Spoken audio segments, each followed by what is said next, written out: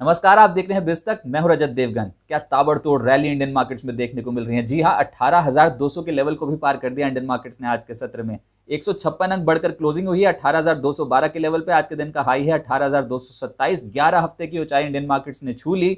Nifty bank 285 अंक मजबूत होता हुआ नजर आया और सेंसेक्स में 533 अंकों की मजबूती देखने को मिली। क्लोजिंग है 61,150 की। 61,000 के लेवल को पार कर गया है सेंसेक्स।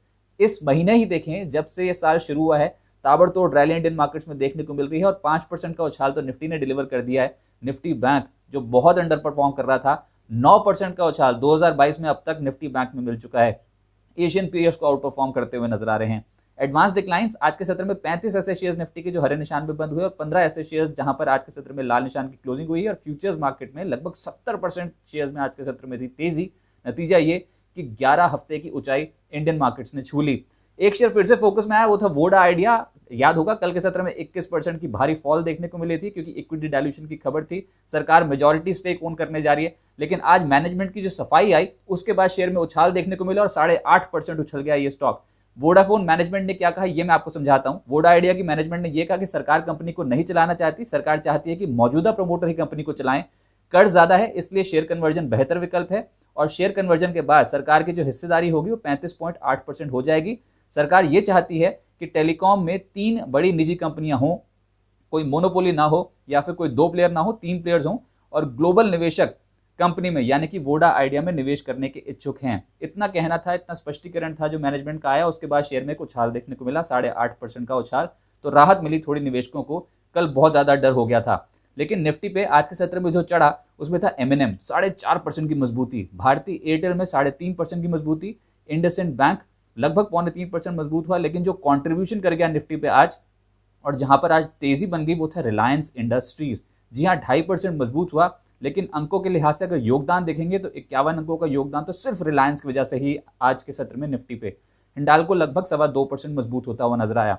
निफ्टी लूजर्स में आप पाएंगे टाइटन को 1.5% कमजोर, टीसीएस, श्री सीमेंट, ब्रिटानिया और सिप्ला, यहां पर मुनाफा वसूली देखने को मिली। सेक्टर स्पेसिफिक जहां पर चाल बनी वो थे केमिकल्स और फर्टिलाइजर्स। जीएचसीएल 11% उछला। गुजरात एल्कलीज में लगभग 9.5% का रिटर्न। एसआरएफ दीपक नाइट्राइट 2.25% से 3.5% उछले।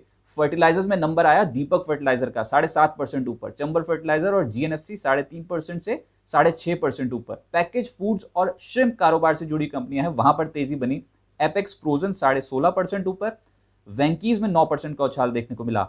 एनर्जी स्टॉक्स में 2 स्टॉक्स हैं, अदानी ट्रांसमिशन और अदानी ग्रीन। पिछले कुछ दिनों में बहुत एक्टिव हुए हैं ये स्टॉक और आज भी लगभग 4.5% उछलते हुए नजर आए। रिलायंस इंडस्ट्रीज तो आज टॉप कंट्रीब्यूटर था ही। इसके अलावा ओएनजीसी में 2% की तेजी बनी। Realty index, Oberoi realty, Brigade, Sobha, Godrej properties, Phoenix limited, DLF, Anantraj, इन तमाम स्टॉक्स में आज के सत्र में तगड़े रिटर्न हैं। टेलीकॉम में वोडा आइडिया तो उछला ही निचले स्तरों से 8.5%, कुछ राहत दे गया निवेशकों को आज। इंडस टावर में 3% का उछाल था और रिलायंस इंडस्ट्रीज और भारतीय एयरटेल यहां पर अच्छी तेजी बनी। भारतीय लगभग 3.5% ऊपर बंद हुआ है। ऑटो स्टॉक्स में दिन आया एमएनएम का, निफ्टी का टॉप गेनर 4.5% ऊपर। ट्यूब इन्वेस्टमेंट्स में 4% का उछाल। अशोक लेलैंड, टीवीएस मोटर यहां पर 2.25% की तेजी बनी। मेटल्स कल बहुत पिटाई हुई थी जेफरीज की रिपोर्ट के बाद, लेकिन आज उछल गए। एनएमडीसी संभला 3.5% ऊपर आया। वेल्सपन कॉप में 3% का उछाल था। हिंदुस्तान कॉपर लेटर हाफ में अच्छी एक्टिविटी थी, स्टॉक में 3% ऊपर बंद हुआ है। नाल्को, हिंडाल्को, इन स्टॉक्स में लगभग 2 से 2.5% का रिटर्न मिला। और जहां कल बहुत ज्यादा पिटाई हुई थी जैसे कि JSW steel, JSPL, Tata steel, इन तमाम स्टॉक्स में 1.5% के रिटर्न आज के सत्र में पॉजिटिव साइड पे आज डेवलपमेंट हो रही थी। जो नहीं चला वो था हेल्थ केयर और फार्मा इंडेक्स, जिसमें metropolis, Ipca labs, APL limited, Laurus labs, Cipla, Apollo hospitals 1% से 2.25% के आसपास की गिरावट झेल गए। मिड कैप्स में जो चाल बनी उसमें एक स्टॉक आया शीला फोम। जी हां, अचानक से रडार पर आ गया और लेटर हाफ में तो क्या वॉल्यूम्स देखने को मिल रहे थे स्टॉक में। क्लोजिंग बेसिस पे 14% उछला। सीक्वेंट साइंटिफिक में लगभग 12% के रिटर्न मिले। अदानी पार 10% अपर सर्किट पे फ्रीज था। अदानी ग्रुप स्टॉक्स तो वैसे ही बहुत तेज हैं। एलजी ब्रदर्स में लगभग 8% के रिटर्न थे। महिंद्रा हॉलीडे यहां पर भी 8% के रिटर्न। ग्रेफाइट, मैस्टैक, वेरॉक, इन स्टॉक्स में 6.5% से लगभग 7.5% के रिटर्न। चंबल फर्टिलाइजर और चेन्नई पेट्रो 6.5% उछले। और गति, ब्लू डार्ट, ये कुछ ऐसे स्टॉक्स हैं जो बजट से पहले चल पड़े हैं। 6% का रिटर्न आज के सत्र में।